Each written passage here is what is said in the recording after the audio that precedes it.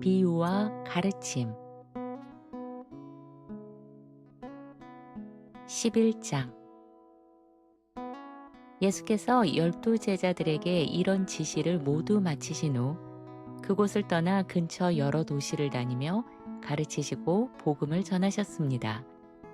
한편 감옥에 갇혀 있던 세례 요한은 그리스도께서 행하신 일들을 소문으로 들었습니다. 그는 자기 제자들을 예수께 보내며 이렇게 물어보게 했습니다. 오실 그분이 바로 선생님이십니까? 아니면 우리가 다른 분을 기다려야 합니까? 예수께서 그들에게 대답하셨습니다. 가서 너희가 듣고 보고 있는 것을 요한에게 그대로 전하여라. 눈먼 사람이 다시 보고 다리 저는 사람이 제대로 걸어다니며 나병 환자가 깨끗해지고 귀머거리가 듣게 되고 죽은 사람이 살아나며 가난한 자들에게 복음이 전해지고 있다. 나로 인해 걸려 넘어지지 않는 사람은 복이 있다. 요한이 보낸 사람들이 떠나가자 예수께서는 무리에게 요한에 대해 말씀하셨습니다. 너희는 광야에 무엇을 보러 갔느냐? 바람에 이리저리 흔들리는 갈대를 보러 갔느냐? 그렇다면 도대체 무엇을 보러 갔더란 말이냐? 화려한 옷을 입은 사람을 보러 갔느냐? 하지만 화려한 옷을 입고 사는 사람들은 보통 왕궁에 있는 법이다. 그러면 너희는 무엇을 보러 광야에 갔느냐? 예언자를 보러 갔느냐? 그렇다. 내가 분명히 말하지만 그는 예언자보다 더 나은 사람이다. 성경에 기록되기를 보라, 내가 내 앞에 나의 사자를 보낸다. 그가 내 앞에서 내 길을 준비할 것이다. 하신 것이 바로 이 사람에 대한 말씀이다. 내가 진실로 너희에게 말한다. 여인이 낳은 사람들 가운데 세례 요한보다 더 큰 자가 일어난 적이 없다. 그러나 하늘나라에서는 가장 작은 자도 그보다 더 크다. 세례 요한이 활동을 시작한 때부터 지금까지 하늘나라는 힘있게 밀고 들어오고 힘써 붙잡는 사람들이 그것을 차지하고 있다. 모든 예언자와 율법이 예언한 것은 요한까지니 만일 너희가 받아들이려 한다면 오기로 되어 있던 엘리야가 바로 이 사람이다. 들을 귀가 있는 사람은 잘 들어라. 이 시대의 사람들을 무엇에 비유할 수 있을까? 마치 장터에 앉아 다른 아이들에게 이렇게 외치는 아이들과 같다. 우리가 너희에게 피리를 불어도 너희는 춤추지 않았고 우리가 슬피 울어도 너희가 애통해하지 않았다. 요한이 왔을 때 그는 먹고 마시는 것도 절제하며 살았다. 그런데 사람들은 뭐라고 했느냐? 저 사람은 귀신 들렸다고 했다. 인자는 와서 사람들과 함께 먹고 마셨다. 그런데 또 뭐라고 하느냐? 저 사람은 먹고 마시기 좋아하는 탐식가요, 술꾼이다. 또 세금을 걷는 세리들과 죄인들의 친구다라고 한다. 그러나 하나님의 지혜는 그 행한 일로 인해 맺어진 열매로 옳다는 것이 드러난다. 그때 예수께서는 자신이 가장 많은 기적을 행하신 도시들인데도 사람들의 삶이 바뀌지 않은 것 때문에 그 성읍들을 향해 엄한 책망을 쏟아내셨습니다. 고라시나, 너는 화를 입을 것이다. 벳세다야, 너도 화를 입을 것이다. 너희 가운데서 일어난 기적들이 두로와 시돈에서 일어났더라면 그들은 진작에 굵은 베옷을 입고 죄를 뒤집어 쓰며 회개했을 것이다. 그러므로 내가 너희에게 말한다. 심판날에는 두로와 시돈이 너희보다 더 견디기 쉬울 것이다. 그리고 너 가버나움아, 내가 하늘까지 높아질 것이라 생각하느냐? 아니다. 너는 지옥에까지 떨어질 것이다. 너희 가운데 일어난 기적들이 소돔에서 일어났더라면 그 성은 오늘날까지 남아 있었을 것이다. 그래서 내가 너희에게 말한다. 심판날에 소돔 땅이 너보다 견디기 쉬울 것이다. 바로 그때 예수께서 이렇게 말씀하셨습니다. 하늘과 땅의 주이신 아버지여, 아버지께서는 이 일들을 지혜롭다 하는 자들과 똑똑하다고 여겨지는 자들에게는 숨기시고 오히려 어린아이들에게는 드러내 보이셨으니 감사합니다. 그렇습니다, 아버지. 이렇게 하시는 것이 아버지의 기쁘신 뜻입니다. 아버지께서는 모든 것을 내게 맡기셨습니다. 아버지 외에는 아들이 누구인지 아무도 알지 못하고 아들과 또 아들이 계시하여 주려고 하는 사람 외에는 아버지가 누구인지 아무도 알지 못합니다. 수고하고 무거운 짐을 진 사람은 다 내게로 오너라. 내가 너희에게 쉼을 주겠다. 나는 마음이 온유하고 겸손하니 내 멍에를 메고 내게 배우라. 그리하면 너희가 참된 쉼을 얻게 될 것이다. 이는 내 멍에는 매기 쉽고 내 짐은 가볍다. 12장. 그때에 어느 안식일, 즉 일주일 중 하루를 일하지 않고 쉬면서 예배와 기도를 드리는 날에 예수께서 밀밭 사이로 걸어가고 계셨습니다. 그런데 제자들이 배가 고파서 밀 이삭을 잘라 손으로 비벼 알곡을 집어먹기 시작했습니다. 이것을 본 율법을 엄격히 지키며 종교적 의식을 중요시한 사람들인 바리새인들이 예수께 말했습니다. 보십시오.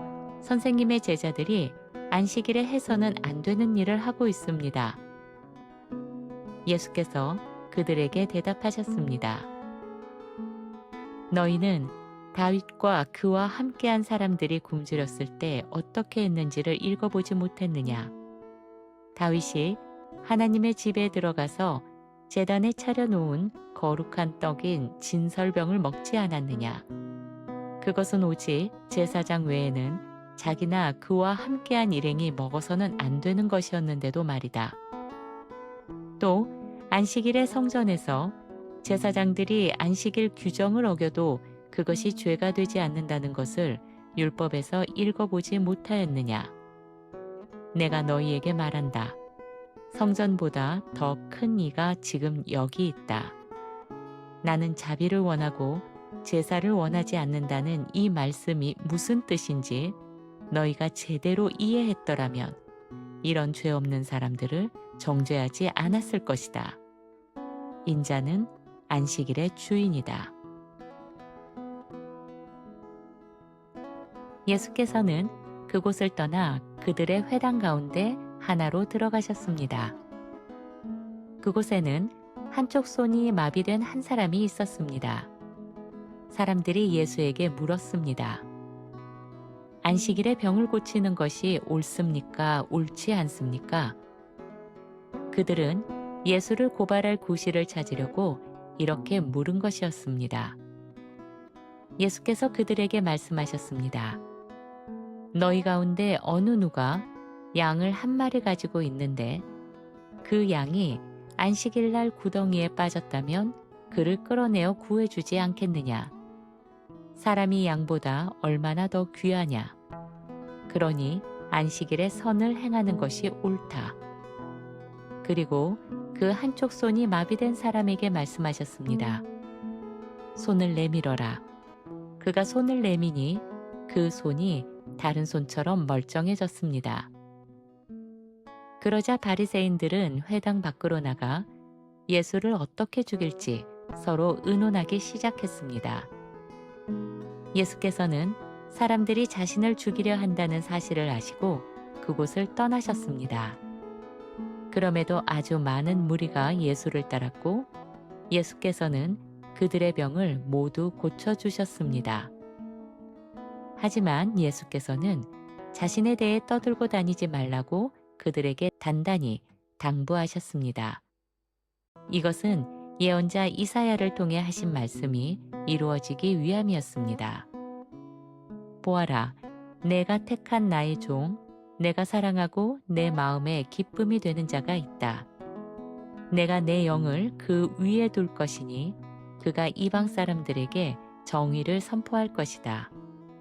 그는 다투지도 않고 소리 지르지도 않을 것이며 거리에서 그의 목소리가 들려오지 않을 것이다. 이미 꺾여 휘어진 갈대를 더 꺾어버리지 않고 꺼져가는 심지를 꺼버리지도 않을 것이며 마침내 정의가 승리하도록 굳게 세울 것이다. 그리고 이방 사람들이 그 이름에 소망을 두게 될 것이다. 그때 또 하나의 사건이 일어났습니다. 귀신 들려 눈 멀고 말 못하게 된 한 사람을 사람들이 예수께 데리고 왔습니다. 예수께서 그를 고쳐주시니 그 사람이 다시 말하게 되고 보게 되었습니다. 사람들이 놀라서 말했습니다. 이 사람이 혹시 다윗의 자손 그리스도가 아닌가? 그러나 바리새인들은 이 말을 듣고 이렇게 중상했습니다.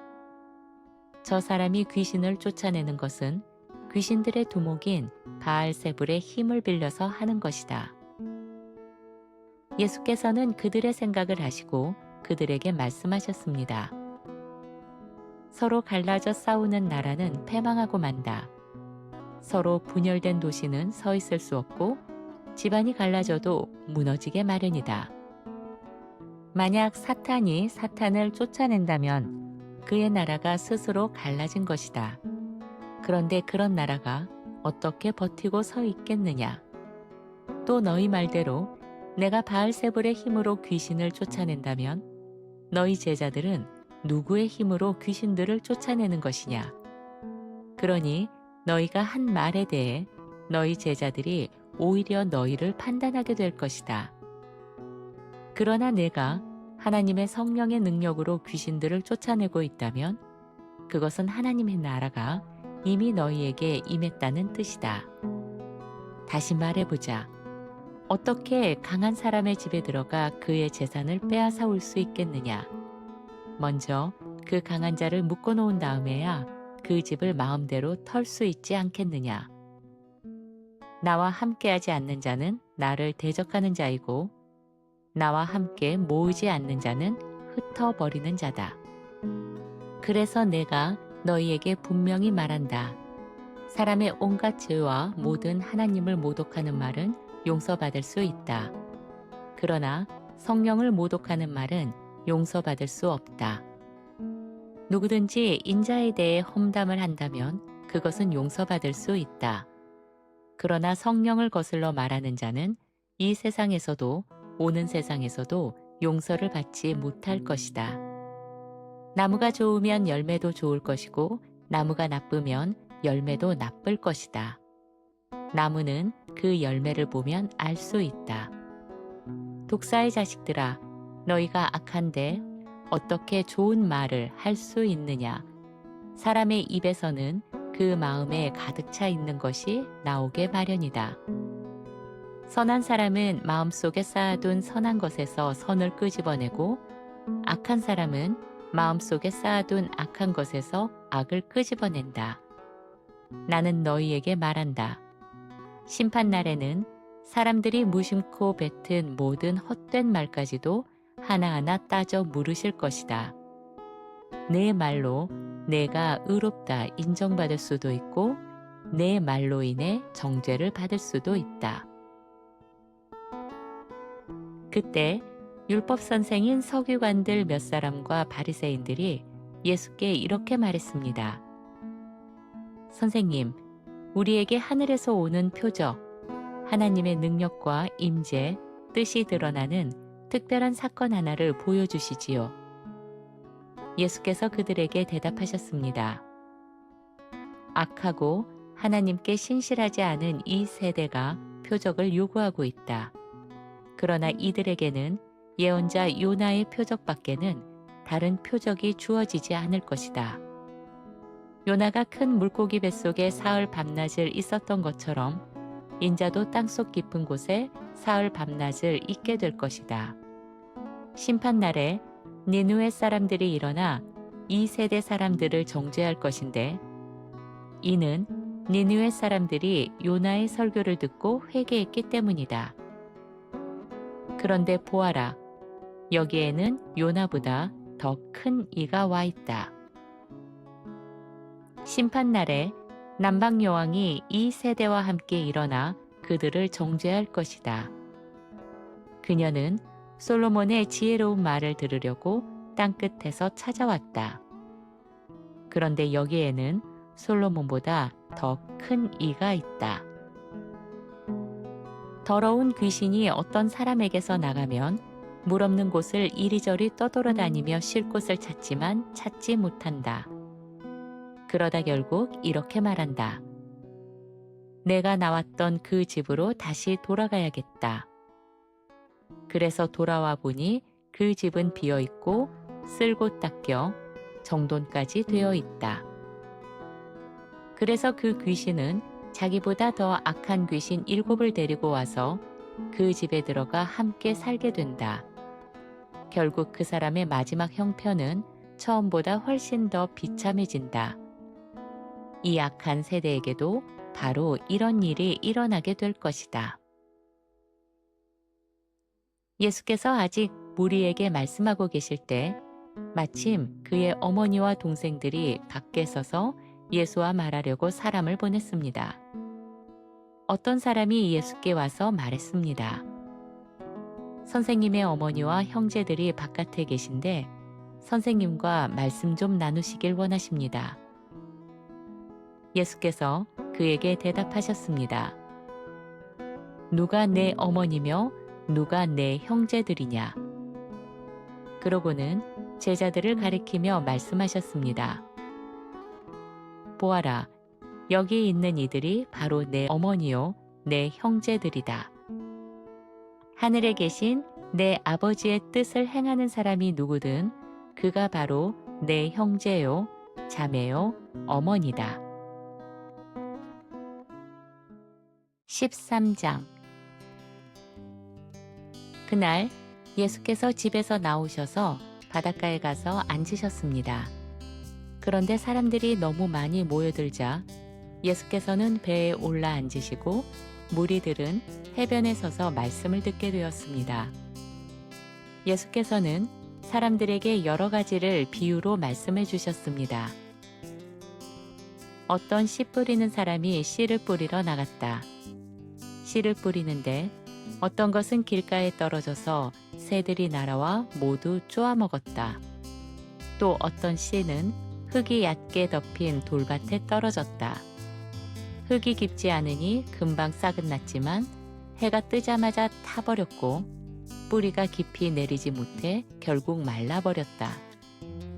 또 어떤 씨는 가시덤불 가운데 떨어졌다. 가시들이 함께 자라면서 그 싹을 숨막히게 해버렸다. 그러나 어떤 씨는 좋은 땅에 떨어져 열매를 맺었는데 어떤 것은 100배, 어떤 것은 60배, 어떤 것은 30배의 결실을 맺었다. 들을 귀가 있는 사람은 이 말을 잘 들어라. 그때 제자들이 예수께 다가와 물었습니다.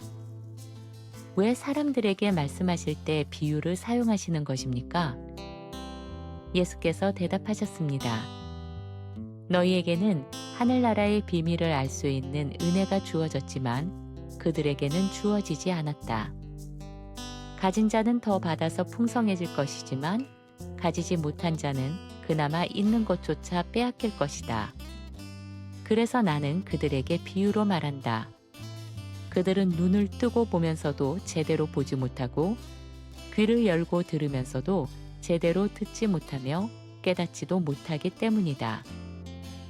이로써 이사야의 예언이 그들에게 이루어졌다. 너희가 듣고 또 들어도 깨닫지 못하고 보고 또 보아도 알지 못할 것이다. 이 백성의 마음이 둔해지고 그 귀는 막혔으며 그 눈은 감겨 버렸다.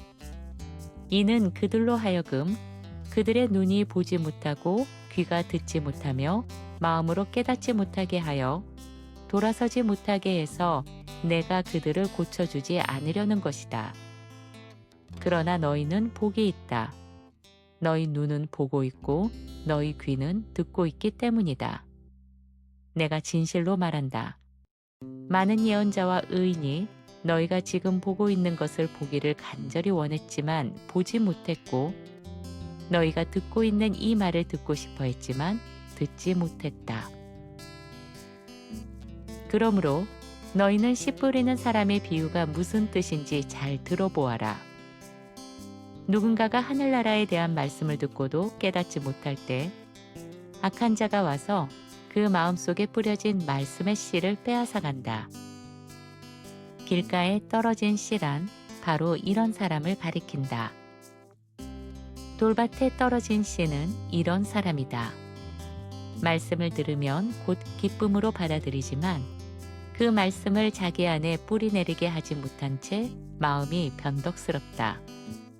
그러다가 말씀 때문에 환난이나 박해가 닥치면 금방 넘어져 버린다. 가시덤불 사이에 떨어진 씨는 이런 사람이다. 말씀을 듣기는 하지만 이 세상의 근심과 재물의 유혹이 말씀을 조여 막아버려 결국 열매를 맺지 못한다. 좋은 땅에 떨어진 씨는 이런 사람이다.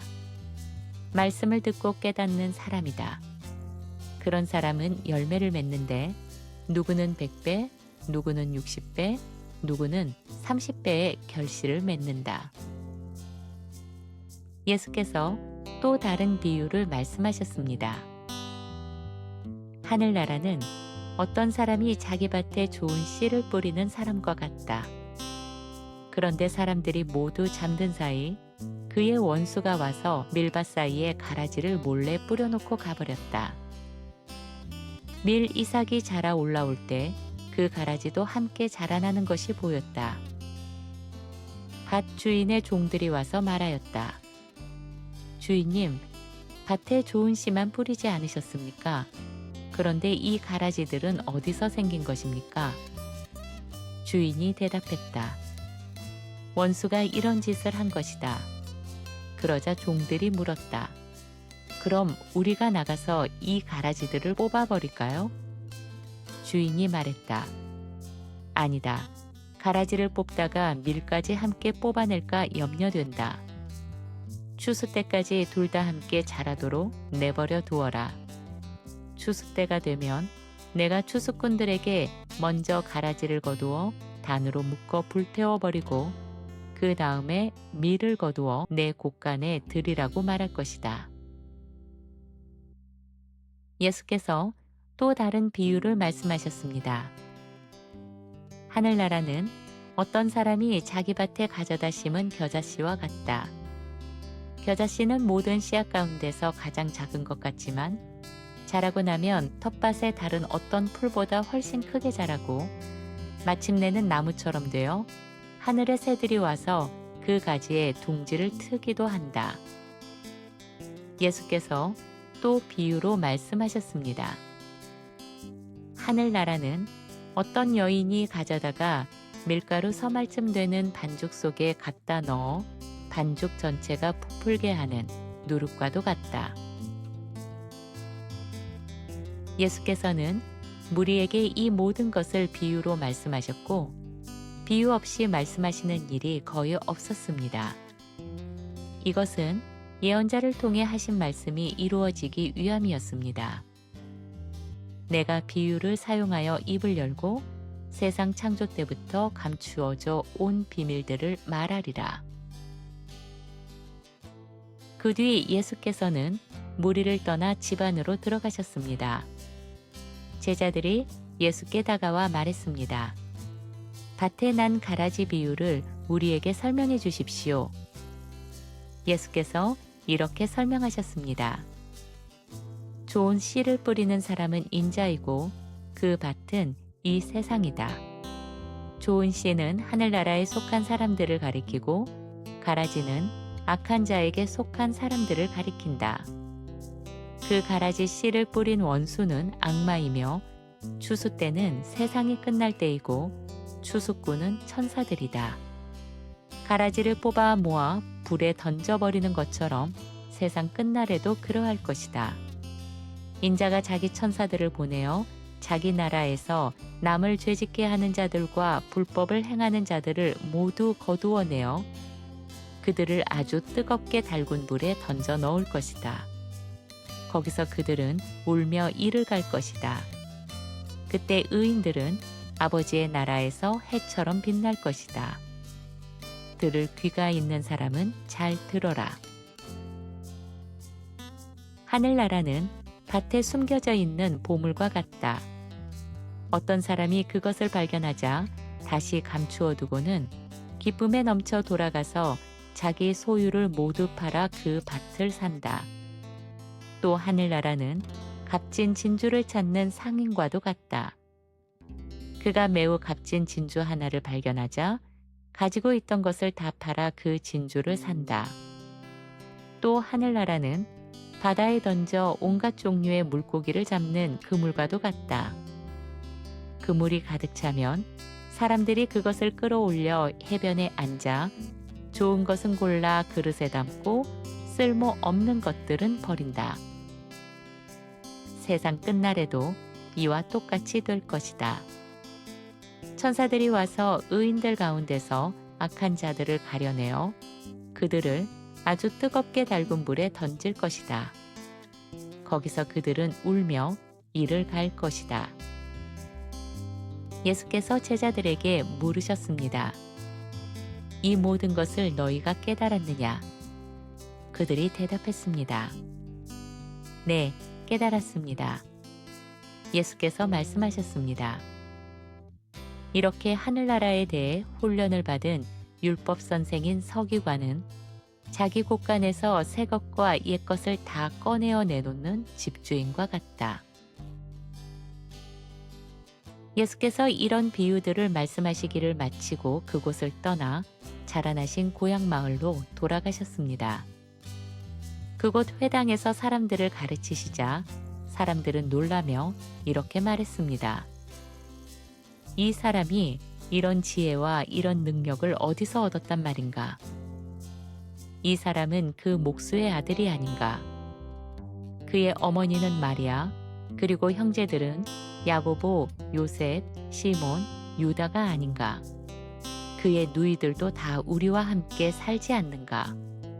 그런데 이 모든 것을 그가 어디서 얻었단 말인가? 이렇게 해서 그들은 예수를 달갑지 않게 여기며 배척했습니다. 그때 예수께서 그들에게 말씀하셨습니다. 예언자가 존중받지 못하는 곳은 자기 고향과 자기 집안뿐이다. 그래서 예수께서는 그들의 불신앙 때문에 그곳에서는 많은 기적을 행하지 않으셨습니다.